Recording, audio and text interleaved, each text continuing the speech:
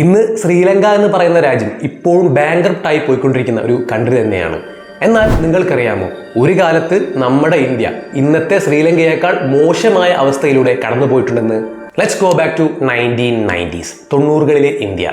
ലോക്ദാലും Indian National കോൺഗ്രസും കൂടി merge ചെയ്ത് ആരംഭിച്ച ജനതാദൾ അഥവാ പീപ്പിൾസ് പാർട്ടി എന്ന പാർട്ടിയുടെ നേതാവും അതുപോലെ തന്നെ ഫൗണ്ടറുമായിരുന്ന VP സിംഗ് ആയിരുന്നു അന്ന് ഇന്ത്യ ഭരിച്ചിരുന്നത്. India had A closed economy in the 1990s.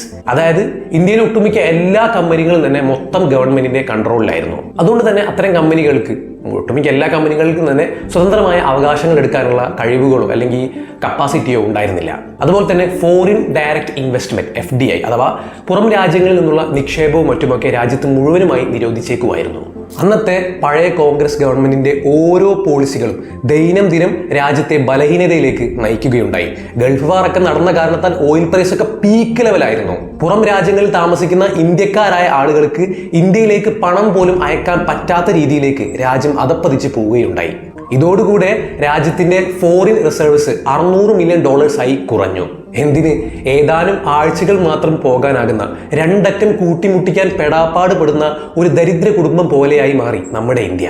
തുടർന്ന് വർഷം 1991 കടന്നു. PV നരസിംഹറാവു ഇന്ത്യയുടെ 10ാമത്തെ പ്രൈം മിനിസ്റ്ററായി. ശേഷം അദ്ദേഹം ഡോക്ടർ മൻമോഹൻ സിംഗിനെ ഇന്ത്യയുടെ ഫിനാൻസ് മിനിസ്റ്ററായി അപ്പോയിന്റ് ചെയ്തു. And that changed everything. He liberalized our Indian economy in the 90s.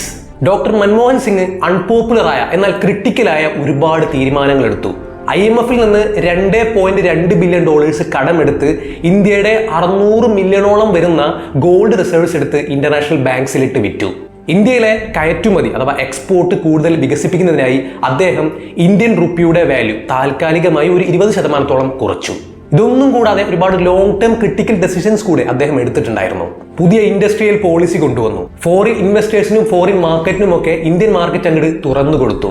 പുതിയ ഓപ്പർച്യൂണിറ്റീസ് വരാൻ വേണ്ടിയിട്ട്, രാജ്യം വളരാൻ വേണ്ടിയിട്ട്. ശേഷം അന്നത്തെ ബജറ്റ് സെഷനിൽ അദ്ദേഹം നടത്തിയ ഒരു പാർലമെന്ററി സ്പീച്ച് ഉണ്ട്. അതിലെ ഓരോ വാക്കുകൾ കേട്ടാൽ തന്നെ മനസ്സിലാവും അദ്ദേഹത്തിന്റെ റേഞ്ച് എന്താണെന്നുള്ളത്. അതിലെ ഒരു ഭാഗം ഇതാ: of building an India free from the fear of war, want and exploitation, an India worthy of the dreams of the founding fathers of our republic. We shall pay any price, bear any burden, make any sacrifice to realize those dreams. India is on the move again. We shall make the future happen. അങ്ങനെ India ഉയർത്തെഴുന്നേൽക്കാൻ തുടങ്ങി. എക്കാലത്തെയും മികച്ച ഒരു സാമ്പത്തിക സമ്പദ് വ്യവസ്ഥയ്ക്കുള്ള തറക്കല്ലുകൾ already doctor Manmohan Singh പണിതു വെച്ചിട്ടുണ്ടായിരുന്നു.